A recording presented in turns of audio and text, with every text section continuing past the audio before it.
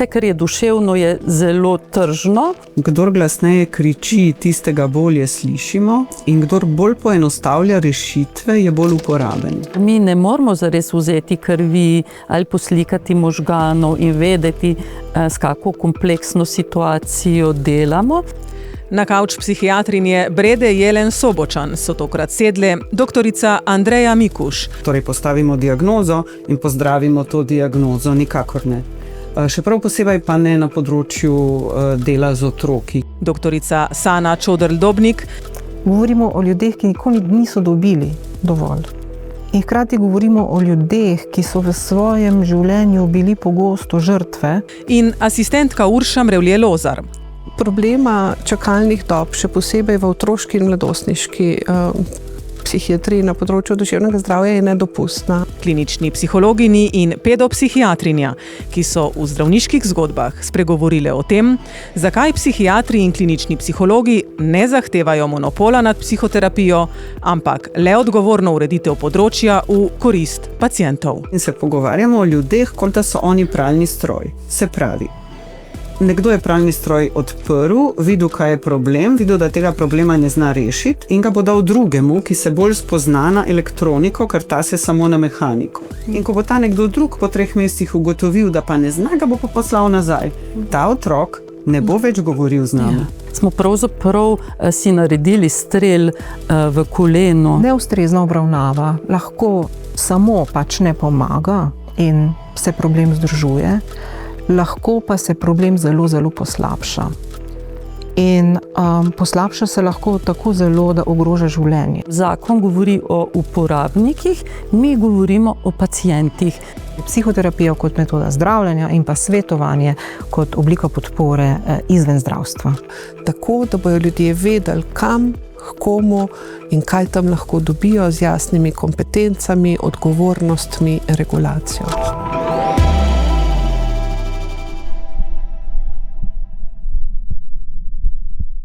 Pozdravljene, drage kolegice in drage prijateljice.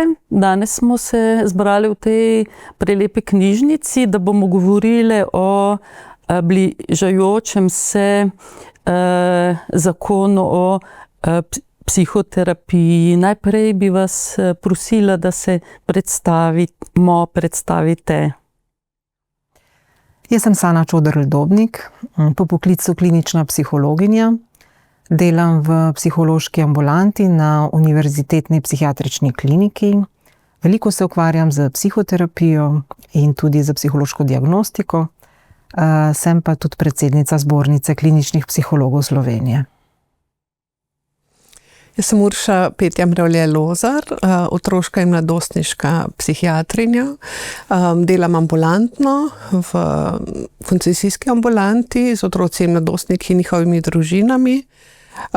Sicer psihoterapevtsko pa delam predvsem sistemsko, družinsko, kar sem zaključila, sicer pa imam še znanja iz vedensko-kognitivne in skupinski tisti del, kar sem tudi obiskovala, pa iz psihoterapije osebnostnih motenj pri mladostnikih. Jaz sem Andreja Mikuš, klinična psihologinja. V Zdravstvenem domu Ljubljana delam v otroški in mladostniški klinično-psihološki ambulanti in vodim Center za duševno zdravje otrok in mladostnikov. Na Zbornici kliničnih psihologov pa sem predsednica strokovnega sveta. Jaz sem pa Breda Jelen Sobočan, sem psihiatrinja, več kot 35 ali pa okrog 35 let delam v ambulanti psihiatrični z odraslimi, delam praktično vse v psihoterapevtskem kontekstu in sem tudi predsednica Združenja psihoterapevtov Slovenije. Vedno je pravzaprav pomembno, ko se začne govoriti o neki stvari, da postavimo pravzaprav definicijo. Pravijo, da dobra definicija je pot v modrost. Tako bi te prosila, Sana, če mogoče definiraš psihoterapijo, ki sedaj pravzaprav dela toliko težav celotni družbi, ker se zares ne znamo čisto jasno odločiti, o čem govorimo. Tako da ta definicija bo našim gledalcem pomagala razumeti, o čem govorimo. Res se zdi zdaj ob tej tudi javni razpravi o psihoterapiji v Sloveniji, kot da je definicij psihoterapije pač toliko, kolikor je akterjev na tem področju. No.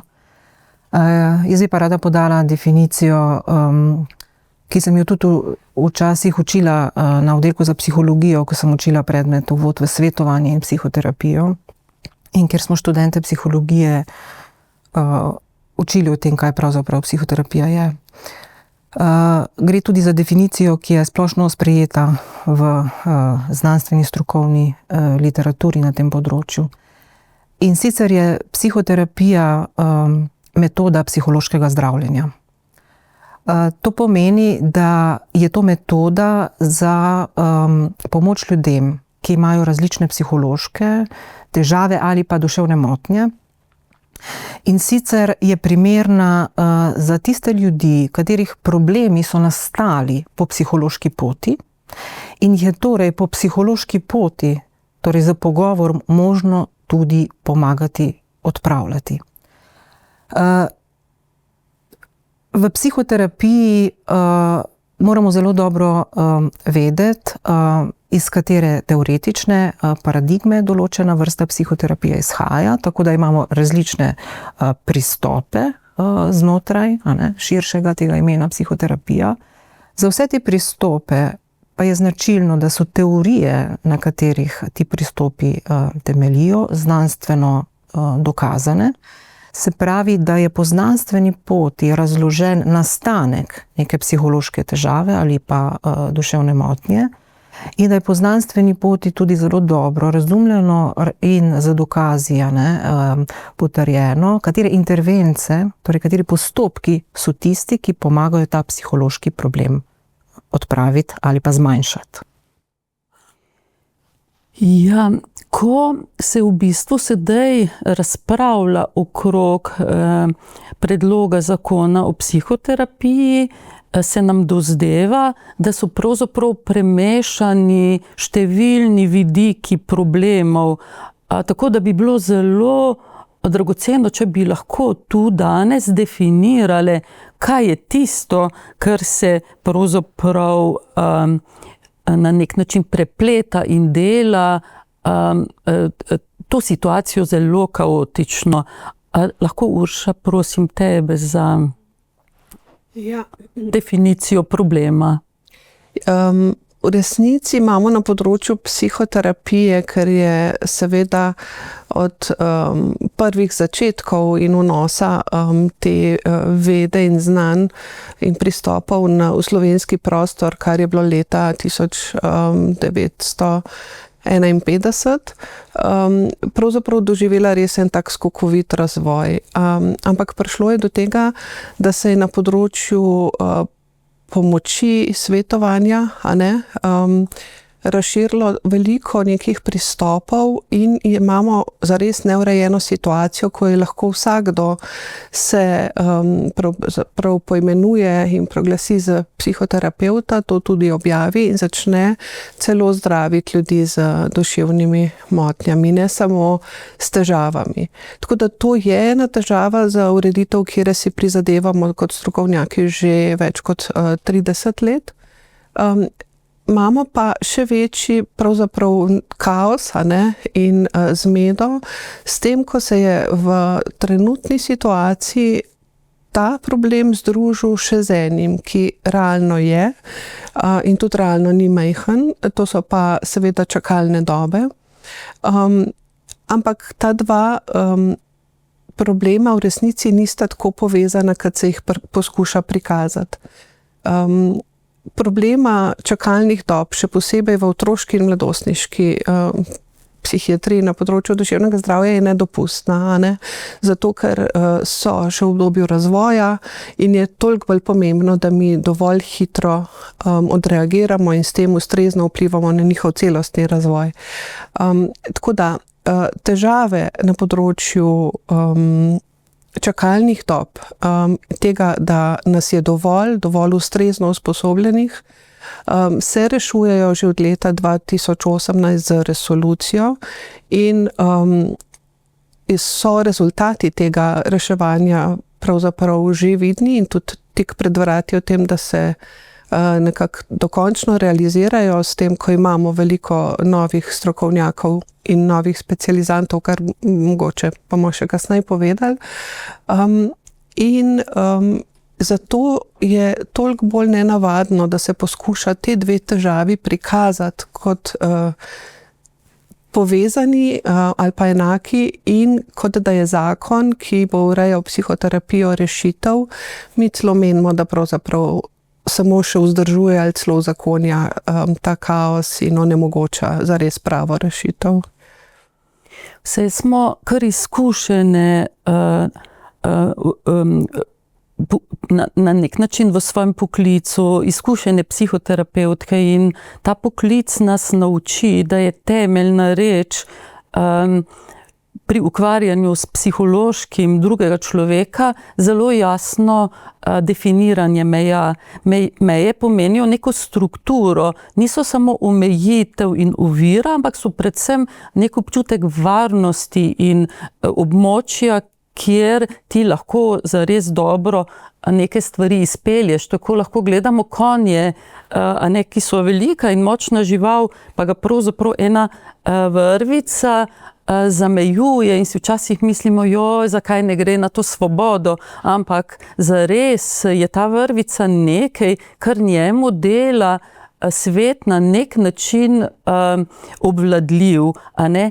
In sedanji čas, ki na nek način po covidnem obdobju in na nek način planetarno podira strukture v imenu tega mogoče dobrega vzgiba, dajmo vsakemu glas, kar je odlično, ampak imeti glas pomeni, da moraš biti samokritičen, da veš, dokot sežejo tvoje kompetence in ta dober namen je pravzaprav podrl temeljno strukturo družb, ki izhajajo iz racionalnosti in vidimo, kako se izenači mnenje in vedenje o nečem. In to je pravzaprav tisto, proti čemer se moramo vsi boriti. In ko smo govorili, zdaj smo pravzaprav govorili o mejah, mi kot strokovnjaki, ki delamo v zdravstvu, se absolutno strinjamo, da je treba urediti trg, kar je postalo duševno. Vse, kar je duševno, je zelo tržno in ta trg je nujno urediti. Navzdol je treba zamejiti ljudi, ki nimajo nobenega znanja in poskušajo vplivati na druge v smislu izrabljanja drugih ljudi, kar je popolnoma nedopustno. In potem je velikansko območje izšolanih ljudi, ki so plačevali ali obiskovali neke fakultete in imajo neko opremo za uporabljanje metode psihoterapije v nekih območjih in potem je meja, kjer je jasno, da je oprema strokovnjakov, ki delajo z ljudmi z globljimi psihološkimi težavami, motnjami in boleznimi, pravzaprav nekaj, ki je meja, na kateri se ti ljudje vendarle morajo ustaviti. To si tako lepo povedala in točno to je tisto, kar naj bi ta zakon uredil in si želimo, da uredi. Želimo. In je potem varno za ljudi in v resnici tudi lahko se not ustrezna. In vsem strokovnjakom daje kot tistim konjem pravzaprav neko območje, kjer se vrtijo v varnem območju. Delati s človeško psiho je precej riskantno. Zdravo psiho je to zanimivo in fino, z psihološkim, ki je pa mogoče globlje ranjeno, pa lahko kdaj postane nevarno. Tako da... Brida, zdaj, ko sem te poslušala, sem pomislila, da moram pri tisti svoji definiciji še nekaj dodatno povedati. No. Psihoterapija kot metoda je izšla iz zdravstvenega konteksta. Ne. Se pravi, začetniki teh oblik zdravljenja so bili zdravniki. Sigmund Freud je nekdo, ki ga vsi poznamo. Potem pa se je v nadaljevanju zgodila tudi tako še ena druga metoda na tem področju, ki jo rečemo psihološko svetovanje oziroma counseling. Ta druga metoda, ki je tudi oblika psihološke pomoči, vendar pa ni zdravljenje in ni namenjena ljudem z psihološkimi motnjami in boleznimi, je pa oblika, ki jo je razvijal psiholog Carl Rogers v 60. letih prejšnjega stoletja. On je bil kot profesor psihologije zaposlen na univerzi, kjer je ustanovil tako imenovano svetovalnico oziroma counseling service. In je bila namenjena študentom, ki so imeli določene težave psihološke, vendar pa te težave niso dosegale nivoja duševnih motenj in duševnih bolezni. In to je tista temeljna razlika med psihoterapijo kot metodo zdravljenja, kot obliko pomoči ljudem, ki imajo klinično izražene težave, torej motnje, in pa svetovanjem na drugi strani, ki je prav tako oblika psihološke pomoči, ki pa je namenjena ljudem, ki so v nekih prehodnih, kriznih, življenjskih situacijah, nimajo psihopatologije, vendar pa jim je neka opora, support v teh kriznih situacijah lahko pomembna oblika pomoči. In to je tisto, kar mi že neuspešno skušamo prepričati Ministrstvo za zdravje in druge akterje zadnji 2 leti, da bi nekako jim pomagali razumeti, da obe metodi lahko pomagata, vendar vsaka na svojem polu. Se pravi, psihoterapija kot metoda zdravljenja in pa svetovanje kot oblika podpore izven zdravstva. Pa mogoče, če lahko sam na kratko, in mogoče poudarimo, zato ker se mi zdi, da se velikokrat nekako ali narobe razume ali pa narobe interpretira. Absolutno se nam zdijo obe te obliki pomembni in oboje je pač ustrezno, kadar je uporabljeno na ustrezen način pomembno za ljudi in zato želimo, da se uredi, da bodo vedeli in lahko prišli do ustrezne pomoči. Samo definicija in samo omejevanje glede na količino znanja in sposobnosti je varnost za tistega, ki to izvaja in tiste, ki prihajajo k tem ljudem. Zakon govori o uporabnikih, mi govorimo o pacientih. Tako da v resnici govorimo o 2 različnih stvarih. Druga stran nas ves čas učita, da ali ne delamo psihoterapije, ali da nas je premalo, ali da se zatekamo zgolj k zdravilom. Mogoče bi te prosila, Andreja, če za začetek gremo v zdravstveni sistem in postavimo okvir tu, da definiramo naše službe in uvid v prihodnost. Mogoče bi v tem kontekstu naših služb ravno tukaj zastavila, da je že omenjena resolucija o nacionalnem programu duševnega zdravja tak izčrpen in po svojem bistvu interdisciplinarno nastajajoč dokument, ki vključuje ne samo to, kar si ti rekla, Sana, kako bomo obravnavali težave, ki so psihološke narave in so nastale po psihološki poti, ampak celoten družbeni kontekst, ki lahko postavlja varovalno okolje, ki preprečuje nastanek psiholoških problemov, težav, motenj, ali pa ravno spodbuja medosebne odnose in družbeno klimo, ki otroke in mladostnike in tudi odrasle nekako potiskajo v problem. In zato so, to vemo desetletja, in tudi naši predhodniki sedanjih centrov za duševno zdravje za odrasle in za otroke, tako imenovani mentalno-higienski dispanzerji, so že temeljili na tem razumevanju širšega konteksta, kako se človek razvija v svojem okolju, v svojem odnosu s prvimi bližnjimi in v širšem kontekstu, v katerem ti odnosi živijo. In kar mene tukaj skrbi in kar vidim, da se dogaja, je, da se nov poklic, recimo kot ga zakon uvaja, zelo krči v smislu razumevanja tega, kako kompleksno bitje je človek in kako kompleksna je družba človeka. In prihajajo ideje, da bomo zelo hitro, zelo instantno neko stvar rešili tako na ravni usposabljanja strokovnjakov, ki jih bomo usposobili zelo hitro, s 600 urami teorije, pa 100 urami opazovanja, pa 200 urami nekakšnih konzultacij z nekom, recimo, bolj izkušenim. Ampak prav tako bomo pa tudi probleme, ki imajo širše ozadje, reševali individualno. In tu Breda je, ti, ki delaš z družinami, imaš enake izkušnje, zelo težko se srečevati z otroki, ki so bili, ker so čakali v čakalnih vrstah pri strokovnjakih na trgu, ki so prepoznali njihov problem kot njihov individualni problem in so ga reševali tako, da so pravzaprav breme reševanja preložili na otroka.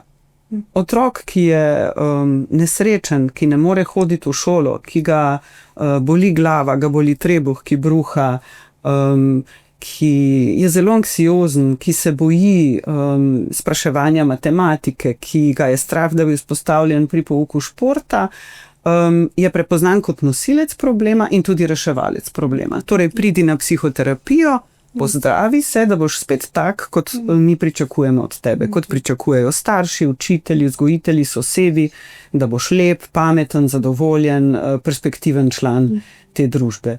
Zdaj, psihologija kot veda, ki jo mi študiramo, torej najprej na dodiplomskem ali pa magistrskem nivoju, je veda o človeku v vseh teh kontekstih. In jaz se spomnim sebe kot začetnice, kot mlade psihologinje, najprej v šolskem kontekstu in potem v zdravstvu, kako pravzaprav prineseš res nek drug pogled, širši družben pogled in nikakor, mislim, da smem trditi, da nihče od mojih kolegov psihologov in psihologin ne deluje po medicinskem modelu, torej postavimo diagnozo in pozdravimo to diagnozo, nikakor ne. Še prav posebej pa ne na področju dela z otroki, kjer je najbolj dragoceno naše orodje v teh multidisciplinarnih timih to, da vsak od mojih kolegov, ki so zdaj, ko imamo nove time, velikokrat tudi zelo mladi, prinaša svoja znanja. In tukaj si želimo tega, kar si rekla, diferenciacije znotraj timov, kaj kdo ve, kaj kdo razume in kaj kdo zna. In torej rečemo, če je družina revna, in so starši v hudem stresu, ker ne morejo poskrbeti niti za osnovne ne dobrine, ampak za dovolj dobro družinsko okolje, da je otrok na toplem, da ima hrano, da starša nista v stalnem konfliktu, da ne prihaja do nasilja. Tam imamo socialne delavce in celoten sistem socialnega varstva v Sloveniji, ki nam pomaga to dovolj dobro okolje nekako umeriti ali pa podpreti ljudi, da lahko dovolj dobro skrbijo za otroka. In takrat individualna psihoterapija otroka tukaj nima nikakršnega mesta in bi bila pravzaprav zloraba tega otroka. Torej si lačen te zebe, ampak pridi v šolo, imej petke, imej urejene zvezke, ne izogibaj se, ne delaj problemov, ne pretepaj se z vrstniki. To je nekako jasno popolnoma neustrezen pristop. Ne? Nam se vedno učita neka konzervativnost in medicinski model, ampak jaz kot sistemka, ki razmišlja pravzaprav o vsem iz družbenega konteksta, se mi zdi, da je moja največja zamera politikam že nekaj desetletij ali pa gotovo v zadnjem obdobju, da v resnici ne uredijo stvari, ki bi jih morali urediti in postanejo otroci in ranljivi del družbe, se pravi ženske, samske ženske z otroki, kmalu zna biti problem, pravzaprav načrtovanje družine in še kaj, da se pravi, ljudje v najbolj ranljivem obdobju postanejo nosilci problema, diagnoze, ki je v resnici znak neke družbene bolezni. Tako da to vprašanje psihoterapevta v vsako slovensko šolo ob tem, ko ni učiteljev, je pravzaprav nekaj, kjer bi morali biti zaskrbljeni vsi politiki in vsi ljudje, ker če bomo mi patologizirali družbo, namesto da bi poskrbeli za stvari, ki jih družba rabi za svoj vitalni razvoj, smo pravzaprav si naredili strel v koleno. Zdaj, če smem sam še to komentirati, ravno to. Jaz večino svojega dela, vsa leta svojega dela delam z otroki in mladostniki, z enim krajšim obdobjem dela na psihiatrični kliniki na oddelku za zdravljenje odvisnosti od alkohola. In zato zelo težko poslušam, da je rešitev za zdravje otrok povečevanje zdravstvenih služb za otroke, celo prav eksplicitno pedopsihiatrov, ki bi jih naj bilo vedno več za to, da bi otroke zdravili. V resnici je pogoj za to, da bomo imeli zdrave otroke, da živijo v zdravih družinah, in jaz nekako si želim krepitve služb za odrasle, zato da lahko starši, ki pridejo z otrokom, ki ima veliko težav, dobijo podporo zase, da bodo lahko poskrbeli za svojega otroka. To je eno. In drugo, da so vrtčevska in šolska okolja, posebej za otroke, ki so v domačem okolju manj podprti ali pa celo tam doživljajo hude obremenitve, izjemno varovalna. In je to podcenjevanje pedagoške stroke, češ rešimo mi težavo v šolah tako, da bomo poslali strokovnjake, psihoterapevte, bi rekla, da je izjemno neprimerno, ker pedagoški delavci vedo, kaj oni v šolah potrebujejo in vrtcih in na vseh nivojih izobraževanja, da bo to okolje vključujoče, podporno in da bo omogočalo otrokom dve bistveni stvari, ki jih oni potrebujejo. In to je, da bodo s svojimi vrstniki vzpostavljali trajne, podporne, zadovoljive odnose, v katerih se bodo razvijali v odrasle ljudi, in da se bodo učili, da bodo pridobivali znanja, da bodo lahko postali poklicno v življenju to, kar zmorejo, kar si želijo in v čemer bodo lahko prispevali k družbi. In je to nekako to, kar je bila osnovna ideja resolucije o nacionalnem programu duševnega zdravja, tako imenovano obračanje piramide, ne? Več sredstev v to, da živimo v dobrih okoljih in se razvijamo v dobrih okoljih, se obrača v to, na hitro naredimo nekaj 100 strokovnjakov, ki se bodo z našimi otroki pogovarjali in jim bodo na voljo takoj. Zdaj boš ti povedala, Urša, ampak jaz še nisem srečala otroka, ki bi se v prvi vrsti želel pogovarjati z mano. Oni se želijo pogovarjati s svojimi starši, želijo si učiteljice, ki bi jih razumela, učitelja, ki bi jih razumel, in predvsem si otroci želijo prijatelje. In prosti čas, in da bi se lahko igrali. Ja. In manjši pritisk pravzaprav družbe kot take v tem sledenju neki tekmovalnosti, nekim izjemnim dosežkom, ki šele potem na nek način definirajo tega popolnoma izoliranega človeka. Tako da to je v resnici zelo temeljno vprašanje. Da se vrnemo na pravzaprav ta razmišljanja, kako dolge so čakalne vrste za otroke, bi vendarle prosila te številke. Ja. Vrste so dolge, razlogov za to je res veliko in presegajo okvirje časovne danes. In niso samo, ali pa verjetno je zadnji razlog to, da delamo premalo ali pa da ne znamo dobro delati, ampak ravno ves ta družbeni kontekst v enem delu in absolutno destigmatizacija pristopanja v naše službe za en del populacije, še zmeraj pa ne za vse.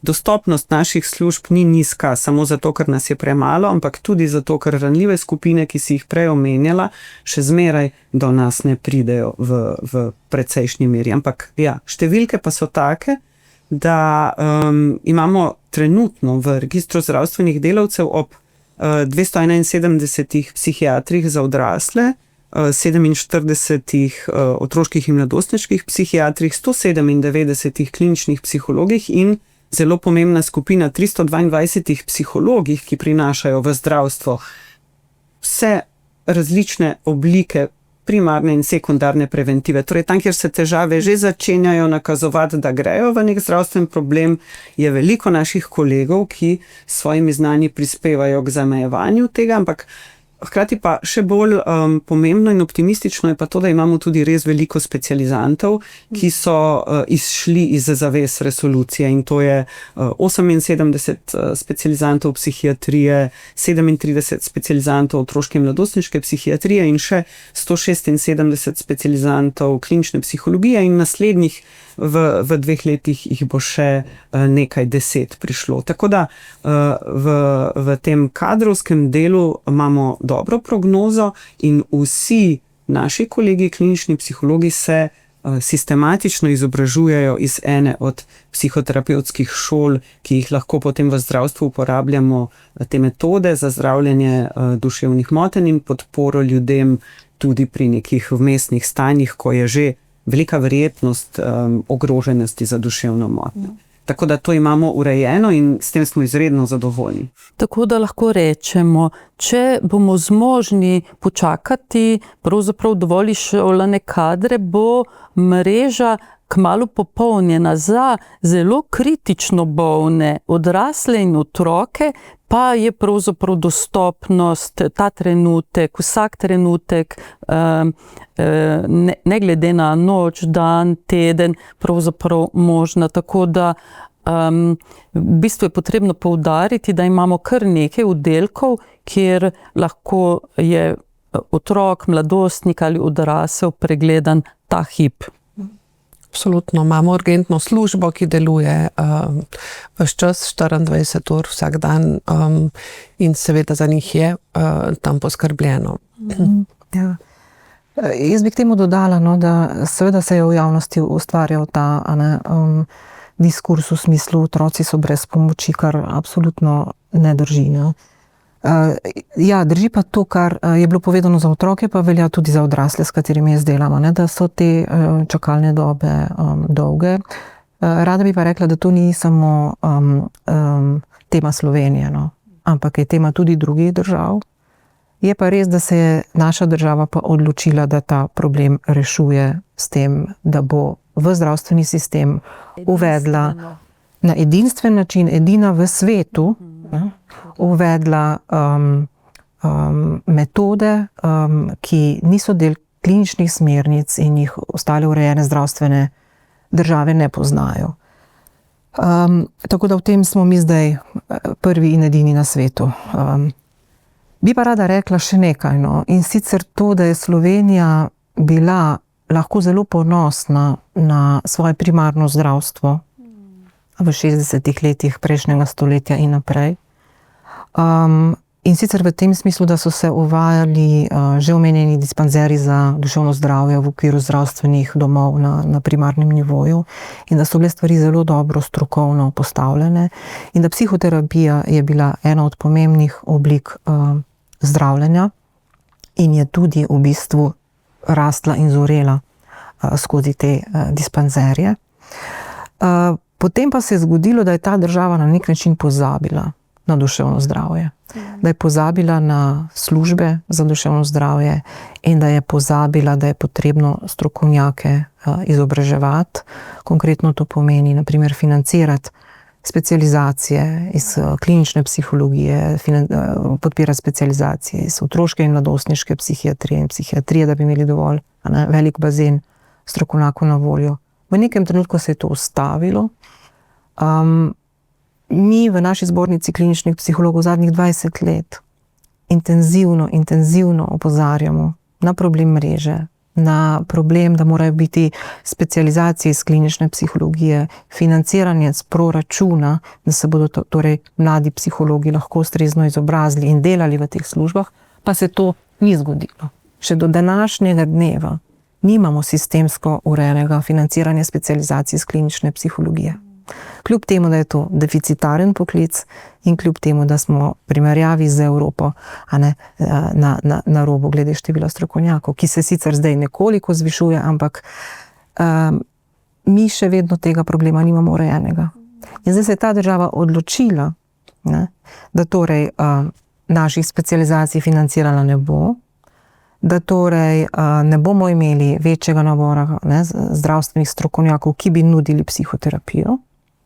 Mi smo v tem zaradi tega onemogočeni. Pripeljali pa bomo v sistem ljudi, ki niso bili v zdravstvenem sistemu izobraženi, ki nekateri tudi ne priznavajo pomena diagnostike ali pa ne razumejo pomena diagnostike ali pa ga nočejo razumeti.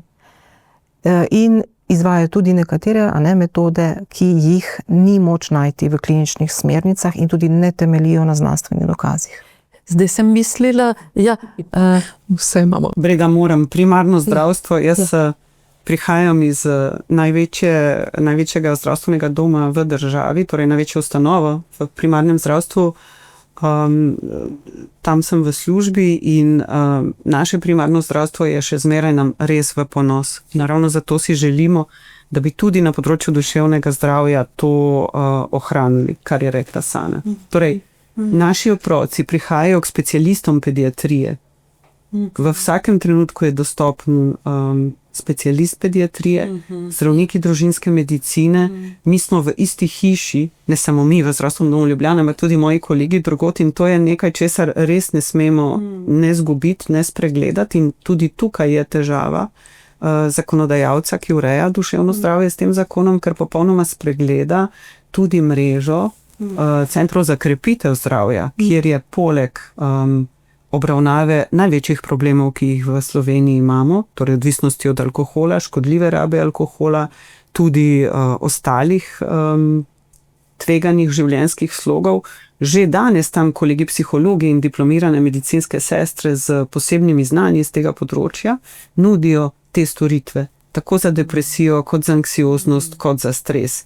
Nekako se zdi, da se je včeraj zgodila ta ideja, da obstaja potreba po psihološki podpori, kar seveda ne drži. Jaz bi, lahko se bom zelo na hitro. Mogoče bi sam to, tako dobro sta obe dve definirale, oziroma vse tri, kaj pomeni sistemsko financiranje specializacij, pomeni, da to vodi država oziroma zbornica, ne pa zdravstveni domovi, katerim je bilo do zdaj prepuščeno. Tako da v resnici, zakaj ni bilo toliko kliničnih psihologov, specializantov, zato ker je bilo to prepuščeno vsakemu posebej in ni bilo na nivoju države, te volje in pravzaprav tudi financiranje, ki gre potem iz drugega vira, ne pa iz tistega, ki se porablja za to, da se ljudi zdravi. Mogoče res tako, ta pogled, ne samo, da imamo zelo dobro zdravstvo in bili smo celo za zgled skandinavskim državam, ko so postavljale, potem pa se je žal pozabilo. In zdaj s kolegi, seveda, s katerimi smo v stiku, so pravzaprav zgroženi, na kakšen način naj bi se pri nas urejalo.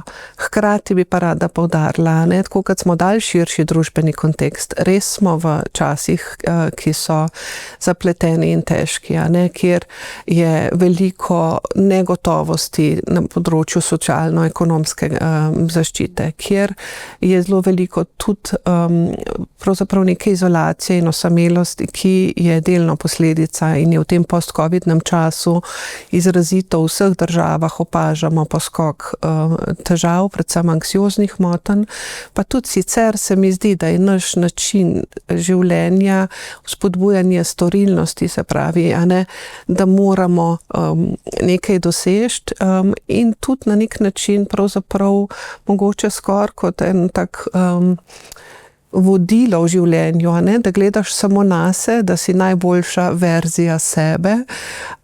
Zelo malo se pa pravzaprav in poudarja in razvija ta del povezanosti, del skupnosti, vloga skupnosti, ki je po vseh raziskavah seveda pa hkrati tista in predvsem v raziskavah ob koncu življenja se ugotavlja, da je ne samo za zadovoljno življenje pomembno, so celotna mreža ljudi, ki jih imamo, v svoji bližini, na katere se lahko opremo in s katerimi gremo lahko tudi skozi težke stvari, ampak da je pravzaprav res zadovoljstvo tisto, ne v nekih dosežkih, sploh ne v denarju, ampak v tem. Tako da jaz absolutno pozdravljam idejo, da bi država omogočila podporo ljudem in ustrezno pomoč v času, ko se znajdejo na nekem prehodu, tudi da bi bilo to dostopno in tudi brezplačno, ampak zelo jasno pa mora biti to organizirano na pregleden način in financirano iz drugega vira, ne pa že iz sicer osiromašene naše zdravstvene blagajne. Drugače rušimo javni zdravstveni sistem in mislim, da ga želimo in moramo ohranjati, in upam, da ta vlada izkoristi to edinstveno priložnost, za katero se nekako bori. Jaz bi mogoče sam povzela ta del, a ne, ko ste ga vse rekli, da v bistvu mi zares delamo v timih in vsak od nas reče na nek način, da smo prišli v psihiatrijo bolj ali manj slučajno, kar seveda vemo, da ni čisto res, ne, nekaj v nas vedno zbere to zelo, zelo težko vejo in to zelo, zelo težko območje delovanja, kjer težko zares stvari pozdravimo, popravimo, težko pokažemo, kaj smo naredili. Tudi ko nekaj vemo, v resnici tega ne smemo izreči, zato ker se mi ne moramo s svojimi pacienti družiti. Moj pacient, ki je odličen vodovodar, ne more priti meni popraviti kuhne. Smo v resnici na tem, kako držati meje, na en način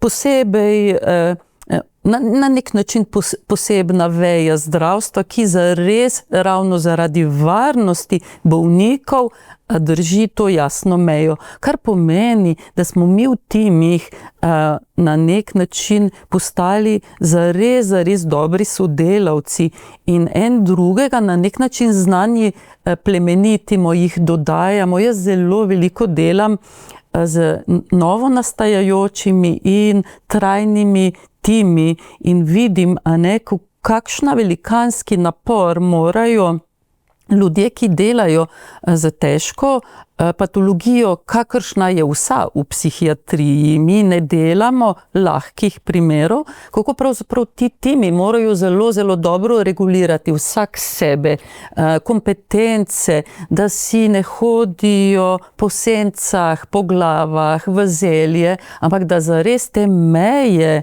držijo različni pogledi, različne hipoteze, ker mi ne moramo zares vzeti krvi ali poslikati možganov in vedeti, s kako kompleksno situacijo delamo. V bistvu, kako so ti timi na nek način močni in obenem globoko krhki. Če bodo v te time prišli ljudje, ki nimajo zdravstvenega treninga v tem smislu, da ne grejo kot zdravstveni poklic skozi trening, ki ga vsi v zdravstvenih timih damo čez in zares ves čas vemo, o čem govorimo, kakšen je kontekst, po kakšnem teritoriju hodimo, kje so pasti, kako se lotevati etičnih dilem, kako se lotevati osebnih reči, je nekaj, kjer jaz vidim izjemno nevarnost, da se sesuje to, o čemer ste govorili. Timi, ki sedaj delajo dobro z nekom, ki bo govoril na nek način temeljno drugi jezik, jaz vidim, da je to lahko resnično velika past in vprašanje, če timi, ki delajo na en način s težko patologijo in že sami težko držijo regulacijo, pravzaprav dobijo takega novinca, ki lahko mogoče podre stara ravnotežja. In tu naprej bi vas vprašala, kaj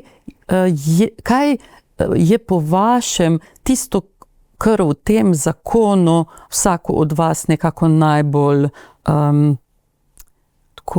način angažira? Kaj je tista pripomba, ki bi v omejenem času lahko izpostavili? Lahko bi govorili 14 dni, ampak imamo še. Jaz bi mogoče se kar navezala na to, kar si povedala, pa bi hkrati zraven še rekla, da včasih ali pa večkrat se omenja celo ne konzervativno, ampak ortodoksnost.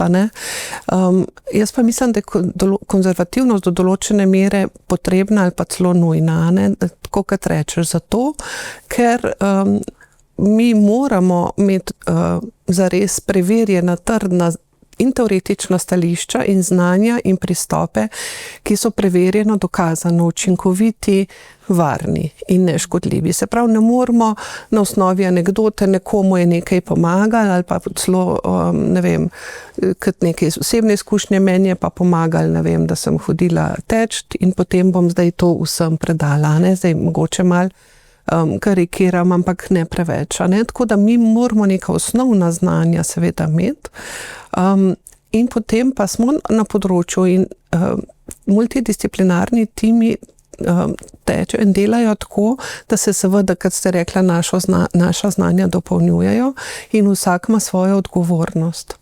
Tisto, kar mene najbolj moti, je, da pravzaprav bi takšne vrste psihoterapevt zelo posegel v ta princip dela, ki ga imamo že zelo dobro postavljen. Se pravi, na osnovnih premisah je tudi zelo jasno, se pravi, jaz kot zdravnica bom sigurno morala preveriti, koliko gre tudi eventualno za telesno bolezen in v kolikšni meri je njegovo duševno zdravje in na kakšen način so težave, in seveda z vsemi kolegi tega tima, ki bo vsak iz svojega področja videl ne samo težave, videl tudi močna področja in kje na kakšen način bomo potem temu otroku ali družini najbolj pomagali. Tako kot je opredeljeno v zakonu, pa bi bil novi psihoterapevt nekdo, ki nima teh osnovnih znanj, ki nima kliničnih izkušenj predvsem, vstopi z enim zelo partikularnim znanjem, ki je celo po zakonu lahko tako zelo raznoliko, da lahko govorimo seveda in je veliko metod, ki niti niso preverjene na dokazih temelječe. Se pravi, je že tukaj vprašanje, ali lahko pravzaprav dovoljmo in prepustimo takšnemu psihoterapevtu, da bo tudi v enem delu rečemo temu zdravil, ker če je v zdravstvenem sistemu, mora zdraviti. Predvsem pa čigava bo odgovornost in kako bomo zaznali, da ne gre v pravi smeri, da se mogoče pri mladostniku, ki je bil v trenutku, ko sem ga jaz videla in prepoznala in vsi kolegi, da gre za depresivno epizodo, motnjo, in če bi predala to psihoterapevtu in potem ne imela več stika, vemo pa, da lahko v tem razvojnem obdobju, ki je zelo burno in tako, pride do razvoja iz depresivnosti tudi psihotično motnjo, eventualno tudi v večje stiske, ki lahko vodijo tudi v kakšno dejanja, ki bi lahko bila nepovratna. Tisto, kar najbolj zmoti tudi, poleg vsega tega, da ne vidim, in se mi zdelo to nemogoče, je to, da ta psihoterapevt za poslabšanje duševnega zdravja posameznika ni odgovoren, ker nima kompetenc, da bi jih prepoznal. V zakonu pa je zapisano, da zato v primeru, če mu ta oseba, človek, ni povedal za svojo diagnozo, torej mladostnik, bi moral sam prepoznati, da je zdaj pa že psihotičen in to povedati. Zdravstveni zakon, ki zdravstvenega delavca odveže odgovornosti, je najbrž unikum. Tako pač vsi, ki leta in leta smo izpostavljeni stalnemu tveganju, vsaka naša poteza je tvegana in vsak trenutek moraš odgovarjati za to, kar počneš, ker seveda za depresijo tudi pri odraslih je lahko zelo trdna osebnostna struktura, ki bo po tej depresiji se opomogla in osebnostno zrasla, in bo ta frustracija in tesnoba pomagala, da bo še bolj poznala življenje, sebe, odnose. Mnogi pa so pravzaprav od spodaj šibkeje strukturirani in se bo pod to depresijo kazal vhod v velikansko nevarnost, ki lahko vodi v nepovratna dejanja. In tam zelo jasno kliniki vemo, da ne odpiramo tistega, česar ne bomo mogli zapreti. In pri teh težjih slikah, ki jih moraš ti diagnostično prepoznati, je pravzaprav jasno, da boš uporabljal suportivne metode zdravljenja, kar nam druga stran nepretrgoma učita. Torej, drugi strani sporočam, mi delamo s težko patologijo, ki od nas zahteva dobro uporabo zapiranja vira in vulkana, ki lahko otok raznese, in krepimo teritorij, kjer lahko raste trava. In suportivne psihoterapije so edine strokovne za večino ljudi, ki imajo smolo, da je njihova osebnostna struktura šibkejša. Pa lahko v ambulanto pridejo veseli, ali žalostni, ali s fobijo, ali s čimerkoli. In to je na nek način odgovor, zakaj mi ortodoksno zahtevamo diagnoze, ker diagnoza, ki jo postaviš, pomeni, da prevzemaš odgovornost za smer, kamor boš peljal svoje psihoterapevtsko, farmakološko, socialno podporno, pravzaprav iskanje mreže, kam se naj ta človek vključi. In v resnici odvezati zdravstvenega delavca odgovornosti je kot, kaj vem, metafore so strašne. Ja. Mogoče sam še tole, in seveda, tako kot si rekla, pri otrocih in mladostnikih je pa še ta razvojni del toliko bolj pomemben, da ne moramo, pravzaprav ne smemo odpirati ali pa celo, tako kot si rekla, na otroka, pritiskati še dodatno in da bi on bil tisti, ki bi reguliral pri tem, da je še v starosti ali pa na razvojni fazi, kot tega sam ne zmore, in takrat moramo absolutno delati z družino, z starši, njih podpreti, da lahko oni njega in ne pa obratno. Ne, da induciramo problem, ampak da ga v resnici zelo dobro diagnosticiramo. Ja. Breda, jaz sem pomislila preko, si vprašala, kaj je tisto, kar nas osebno najbolj targetira, moti pri tem predlogu zakona. Sem jaz pomislila, da mene najbolj boli, bom rekla, ta del, da v bistvu ljudje z duševnimi težavami oziroma motnjami so ponovno na nek način torej ranljiva skupina ljudi, ki bodo ponovno izpostavljeni nekim tveganjem. In da je to nek vzorec, ki smo ga v zgodovini duševnega zdravja že videli. Se pravi, govorimo o ljudeh, za katere ni bilo nikoli dovolj dobro poskrbljeno. Govorimo o ljudeh, ki nikoli niso dobili dovolj. In hkrati govorimo o ljudeh, ki so v svojem življenju bili pogosto žrtve zelo hudih okoliščin, v katerih so se razvijali.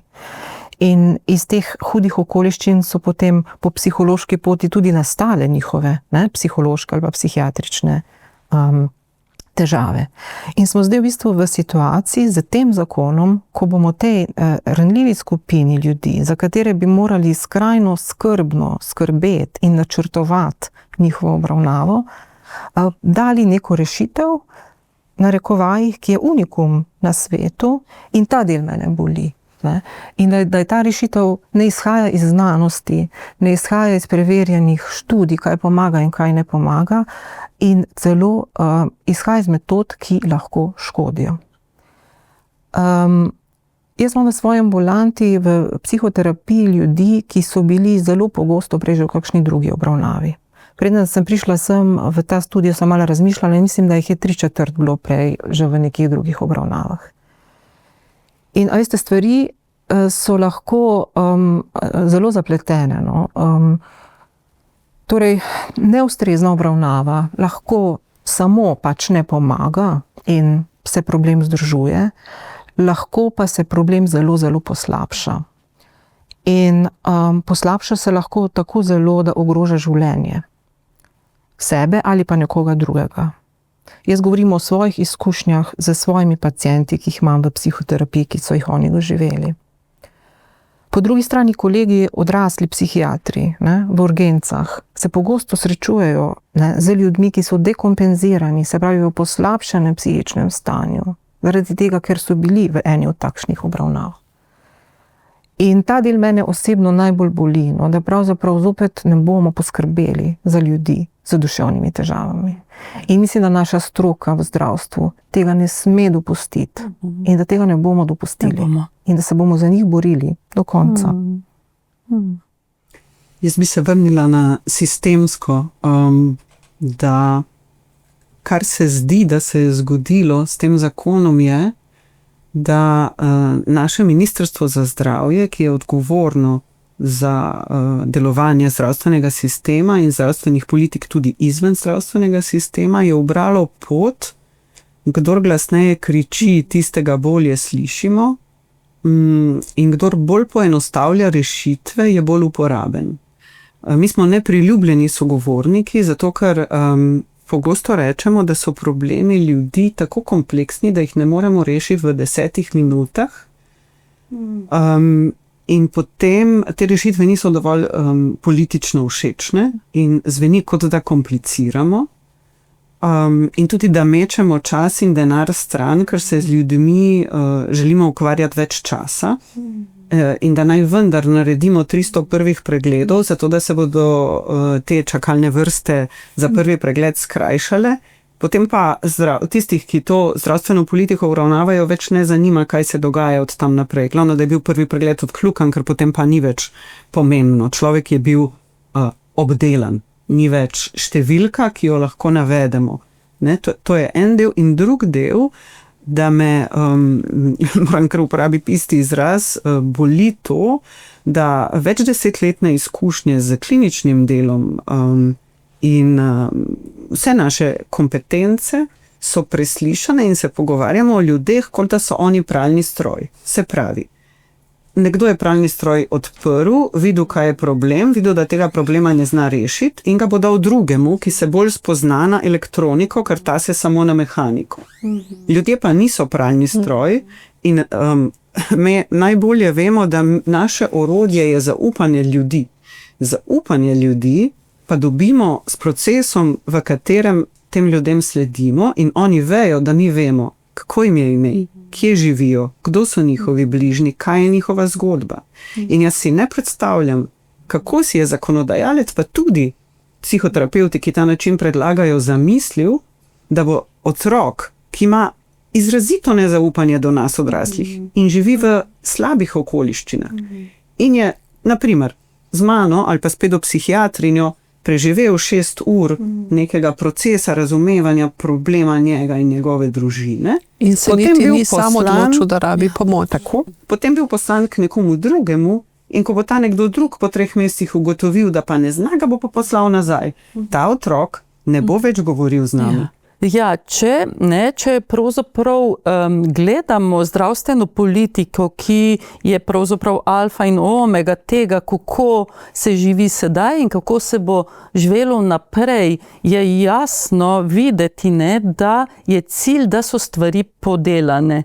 Če ne razumete podpomena, je v bistvu za razmisliti, kaj vse ta beseda pomeni. In seveda, če kaj mene osebno vznemiri, ko nekdo hoče od mene, da so stvari podelane, namesto da bi z ljudmi lahko peljala eno trajno terapijo, ki temelji na pravzaprav zelo, zelo starih teoretičnih predpostavkah dobrega terapevtskega odnosa, kjer ima marsikateri človek prvič občutek, da se na nekoga lahko zanese. In to je nekaj, česar si pravzaprav ne bomo pustili vzeti.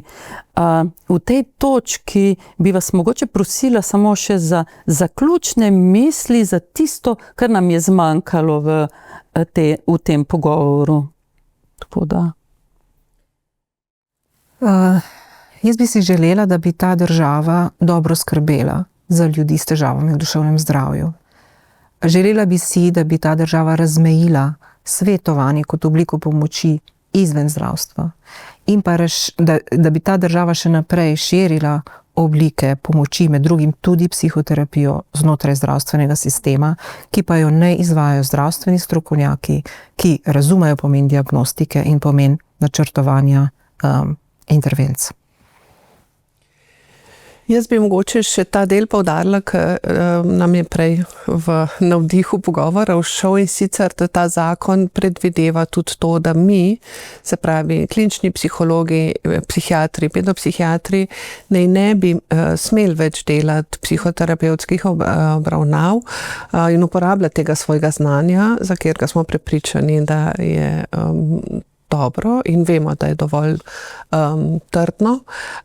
Razen, če bi šli še po novo licenco, kar je spet unikum, da ne rečem absurd, ampak se v to ne bi spuščala. Tako da jaz bi rada sporočila pravzaprav vladi, da je to zdaj trenutno edinstvena priložnost, nismo bili še tako blizu rešitvi, da pa jo pozivam, da izpelje rešitev težave čakalnih dob na način, kot je že zastavljen in se izpeljuje, tudi z tem, da akcijski načrt, ki je sprejme in ga začne izpeljevati, ki predvideva stopenjsko obravnavo, predvsem pa absolutno, da ne sprejme tega zakona, ampak ustrezno zakonodajo, ki bo v resnici zares uredila dve področji, se pravi področje psihoterapije v zdravstvu, ki ga bomo še naprej in želimo upravljati in je regulirano po naših zbornicah,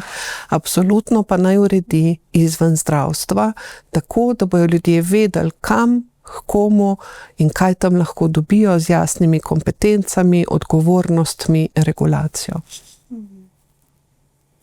Ja, tole se lahko samo pridružim temu, da bi si želela, da nas zdravstvenih delavcev, pa tistih, ki smo v stroki, poleg kliničnega dela vlagali trud tudi v razvijanje nekih novih modelov ali pa nadgrajevanje, v poučevanje in preverjanje, kako naše delo teče in kje je in kje ni učinkovito, da bi lahko tvorno sodelovali pri nadaljnjem razvoju tega področja.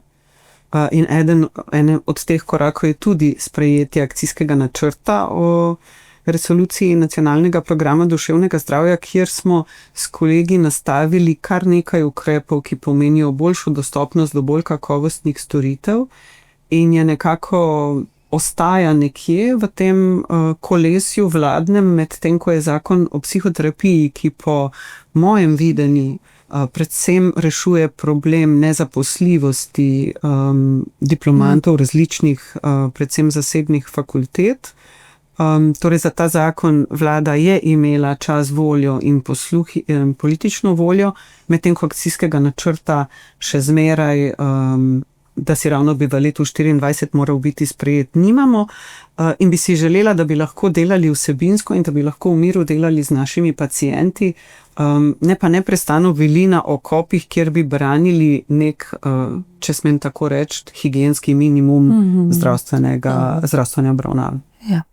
Jaz bi dodala ta del, da z vami delim to globoko razočaranje nad politiko, ki raje kot strokovnim smernicam sledi populističnim in v bistvu bi poudarila, da meje so varnost in da pravzaprav psihološki svet je lahko pravzaprav Pandorina skrinjica in se sprašujem, kdo bo prevzel odgovornost za posameznega bolnika in seveda za sistem, ki zna vendarle kolabirati namesto izpolniti magična pričakovanja, ki ne temeljijo na realnih podatkih. To je pararealnost in smo v surrealistični realiteti. Hvala vam. Hvala.